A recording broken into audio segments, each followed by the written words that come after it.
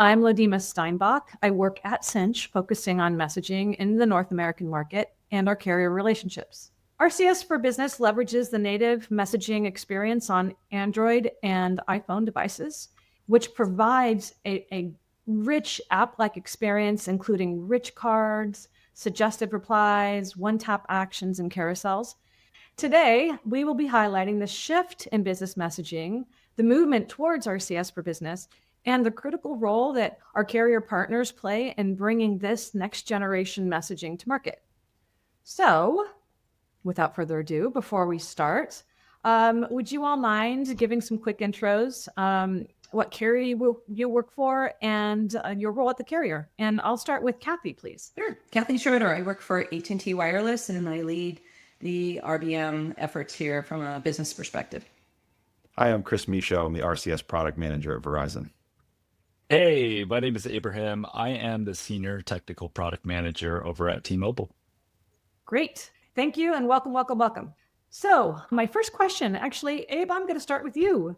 I'd like to talk about what has the evolution of messaging and messaging technologies looked like over the years for your subscribers. I know you've been in this space for a while. You've worked on A2P messaging, SMS, MMS, and now that we're transitioning into this RCS for Business experience, just curious, how has that looked for your customers? So basically, business messaging has evolved from what you expect from simple SMS messages that has been there since the 1990s. And then obviously, it shifted over to supporting MMS with image and videos. And now we're at this new forefront in regards of RCS, which Ladima, as you mentioned, has the capabilities to have app-like interactive experiences. That being said, what hasn't changed in this space in terms of how subscriber value messages is the fact that it has a 98% open rate.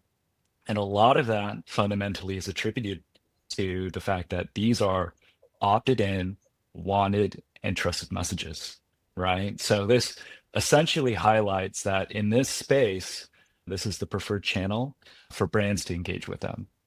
Now, the really exciting part for RCS is the fact that now businesses can transform their everyday messages that they do in the SMS MMS space, and now they can elevate it to include, say, the business name, logo, verified checkmark for added security and consumer trust. But that being said, the transformation for RCS is even better, that the real opportunity is converting these basic one-way message tools, right, to essentially rich and personalized and engaging customer experiences. So we're really excited for it, but yeah, it is exciting for sure. That's great. So for me as an end consumer, I've already started using RCS for Business. I love it, and I appreciate what it brings to me as a consumer, as a subscriber. So Chris, can you tell us why you're excited about supporting and growing RCS for Business in the space that we're playing in today? Yeah, sure. I'd be glad to. Thanks for having us, Ladima. This is a great opportunity for us to really finally make some noise about this channel. I think it's been a long time coming, and stakeholders across the messaging ecosystem have put years of work into this moment specifically, or we're able to say, hey, we're open for business, and we're very happy to be here. So personally, have been working on RCS for over a decade at this point, and working in different capacities to try to help bring this channel to life and help brands and enterprises see the impact that it can have on their business. And it's obvious that we're at a very important inflection point in A2P messaging and non-consumer messaging. And so very excited. It could be really difficult for me to overstate my excitement and supporting the channel. But specifically on supporting and growing RCS, I really think about it in three buckets. And the first one is reach, right? I personally believe that RCS is a channel worth enterprises and brands investing in for a number of reasons, but it always starts with reach. And when you're prioritizing your product roadmap and you're trying to secure budget for CRM or marketing or customer service initiatives, you're often having the conversation about where to invest, right?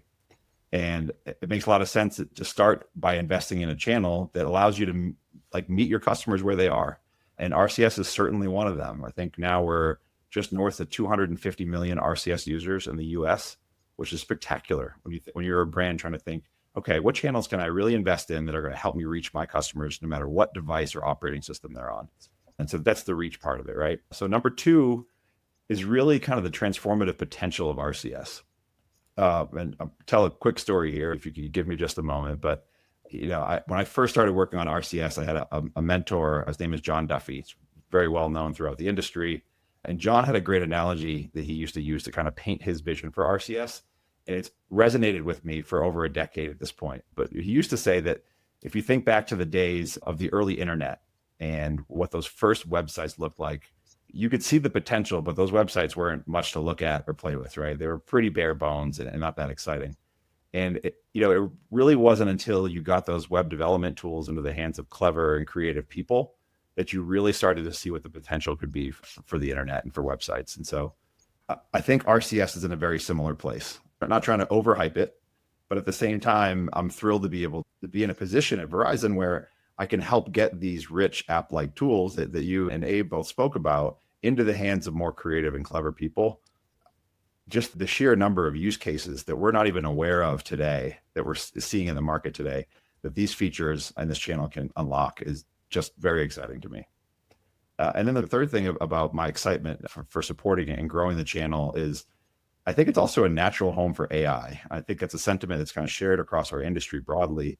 But, you think about the explosion of large language models like ChatGPT and Gemini, right? Those are popular ones. But almost half of the adult population in the US have interacted with one of these large language tools. And so what that says to me is that, especially when you think about how those tools work, they're very chat centric, right? They're very intuitive and familiar to us because we all live and know and love our text messaging applications. And so pair that with the need to really meet customers where they are, meet them in an app that they know and love, plus all the rich features.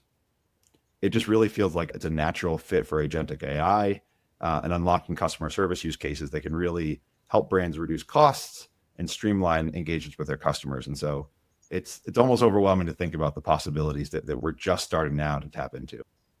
I love that because I completely agree with you. We don't know what's going to happen with RCS. We don't know how it's going to evolve. We hope our developer and our enterprise customers get in there, crunch on it, and let it go and learn about it and bring that innovation to us to help it be successful in a responsible way. So I completely agree with you about the AI. I mean, the AI will take off in ways that I don't think we necessarily even know yet.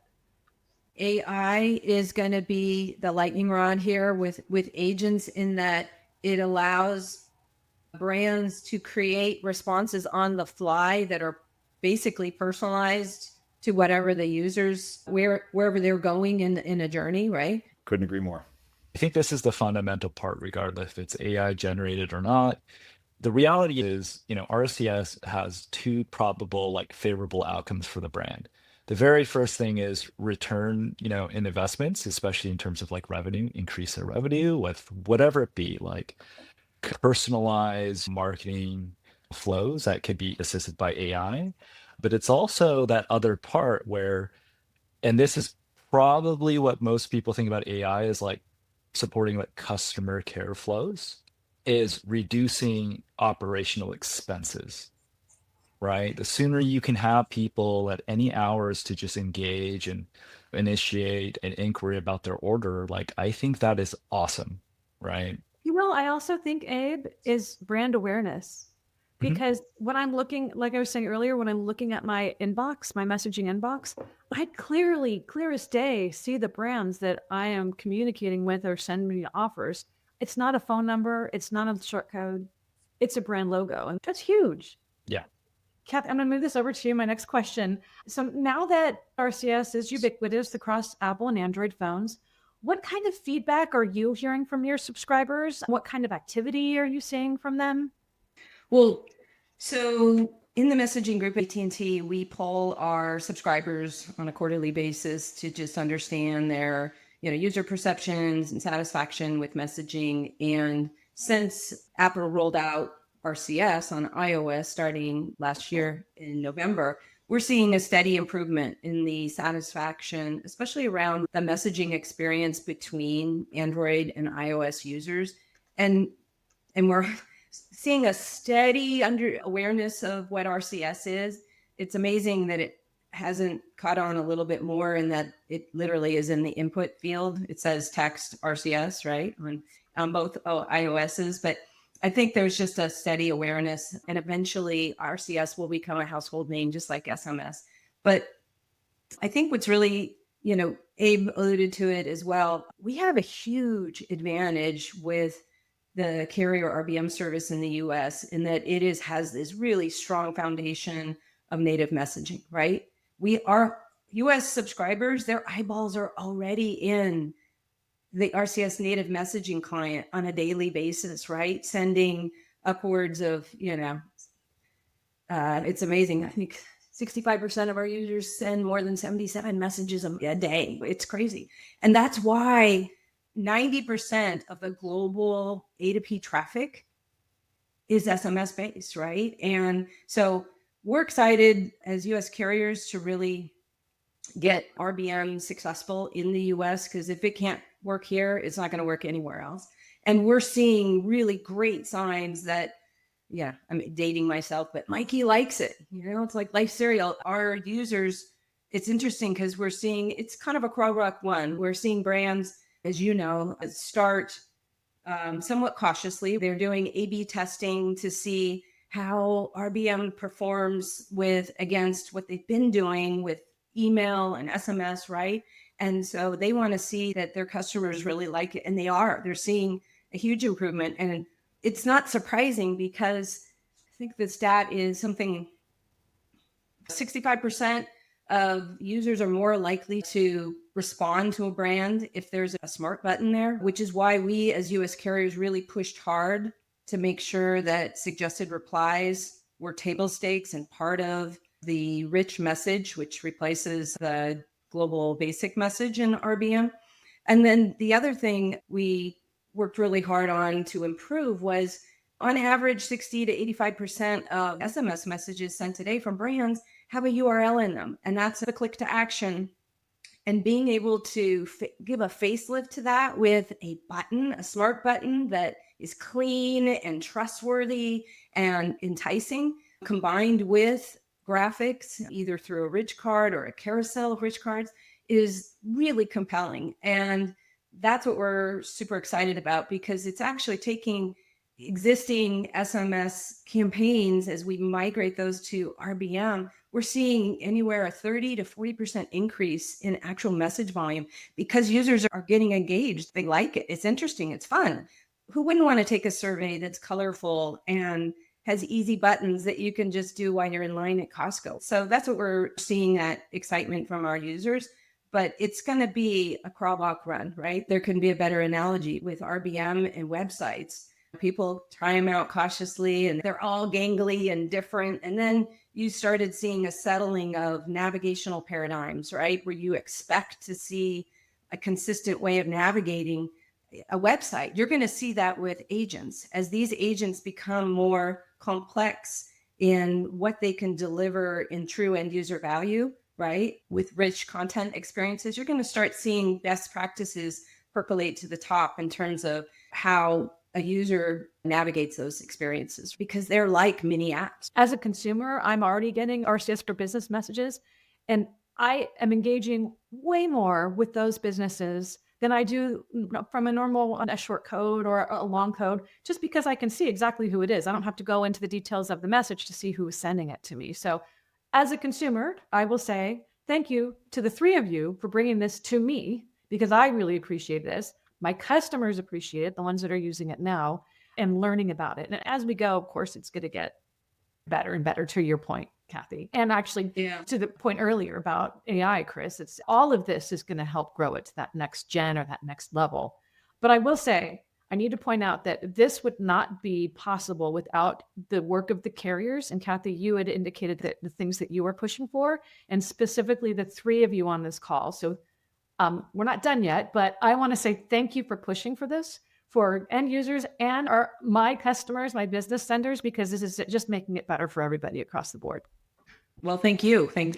We all carriers appreciate our direct connect aggregators and all that you do to collectively really help keep this a safe channel, because trust is really important in user adoption. And we, I think collectively as an ecosystem, have worked super hard around spam prevention and regulatory compliance. And all that gets brought forward with RBM. And then add on top of that, that you can not only see a logo from the company, you can see that brand has been verified, but you can even go in and see a little profile page on the agent to see a description of what the agent's about. Let's say you haven't interacted with it in a while, right? You can go see, oh yeah, that's right. I can actually test out new products this way, or I can reach out to customer service this way. So there's just this huge, warm blanket of trust that comes from a whole variety of things that I think has a real key towards adoption. Yeah, and you three are seeing and approving these agents that come in. And you see these similarities and differences probably much better than I do from my vantage point, because you see it across all senders. So you see it across all the carrier aggregators and the different senders even that sit behind those resellers. Can you highlight, I know you see differences than against traditional messaging. Is there some things that you can highlight from a very aggregate level that you're seeing that you can enlighten the general sending population about RCS versus the SMS? And it goes what you were talking about earlier, Kathy, as well. So what we're seeing is everybody's testing things. So seeing lots of suggested replies and suggested actions. In fact, almost exclusively, right? It's a rare thing to see an ugly URL still present. And if so, we usually give some head feedback, hey, let's see it move to a suggested action because it'll really help your performance, right? But what we're also seeing is there are those really technology savvy folks that are a little bit more risks. We see more risk willing, and typically we see it in the digital marketing space, right? The newer brands, online brands. And when they use a video, which is taking it to the ultimate level of content, when they put in a video within a rich card, some are seeing a conversion rate of increase of 150%, which isn't surprising, right? As we surf social media, we're becoming now completely attuned to video. We expect it, right? So it's probably no surprise that when you can insert that into a rich message, that it's going to have a huge impact. That's pretty substantial. 150%. That's pretty amazing. That's fantastic. We're starting to see that experimentation and the testing going on, right? It's really important to highlight. That's the exciting part for me. It's like, ooh, what can we do with these new tools that we have, right? How can we reimagine our engagement with our customers? And I think that to me is the really exciting part. Yeah, and as senders, we try to be very responsible and make sure that we talk to our customers about sending good traffic, what that looks like. I know that it's our responsibility to the industry, not just the carriers and not just our contractual relationships, but to end users. I want to make sure we get out what wanted traffic. So I want to put that, switch topics to that and making sure that the responsibility of senders, and maybe if one of you can talk about being a responsible sender in the space. Sure. So I think what we need to iterate, and I'm sure my carrier peers feel the same way. So when I look at an RBM agent, especially for approval to see, hey, do you have the right stuff, right? Ultimately, the foundational principles are the same across the classic channels of SMS and MMS. And the backbone of this being a trusted business message channel, and always will be, is the fact that you need explicit consumer opt-in consent, right? It doesn't change with RCS. We still expect opt-in consent, right? Where brands need to present clear, transparent disclosure, straightforward call to action so that consumers know exactly what they're signing up for. And more importantly, allow them the ability to opt out when they want to as well too. So that's what I look for. And I think this is what makes this messaging a really good experience, wanted, because just what we iterated in the call, that these are 98% open rates just across the entire channel. Is it a fair assumption as a sender that we can expect that the same guidelines that are currently in place for short codes today will at least translate over into the RCS for business space as well? Yeah, absolutely. Right. Same fundamentals. You need to make sure that these are opt-in wanted in messages. So, yeah. Great. Thank you for that clarification. It helps us make sure that we are doing the right thing for you, us as consumers, and our business customers. Is there anything else, any other comments that you had to make about RCS for business? Yeah, I mean, just one last thing, and I think this is in the perspective of why brands should be very excited. Ultimately, if you take memory lane when, the first smartphone was launched in the early 2000s, right? And with that comes this new radical concept of a mobile app. Fast forward 20 plus years, it's the concept of apps, right? App fatigue is real. If you look at the collective iOS and Android app stores, there is, unsurprisingly, I think over 4+ million applications. And ultimately, consumers probably have a top 5 of apps that they use regularly. And what I want to mention is the number one app that users engage with is their native message client, right? Because that's where they engage with their friends, their family members, right? To just have regular everyday conversations.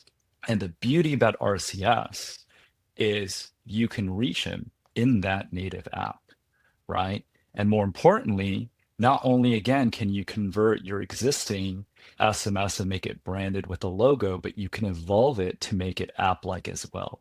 So with that, there's some other data behind this app fatigue. So if a user downloads some sort of rewards app or something to be able to check into their hotel, and sometimes it's required, it's not surprising that after 3 days, there's over an 80% churn rate of uninstallations, right? The interesting part is over 30 days, it jumps to a 90% uninstall rate.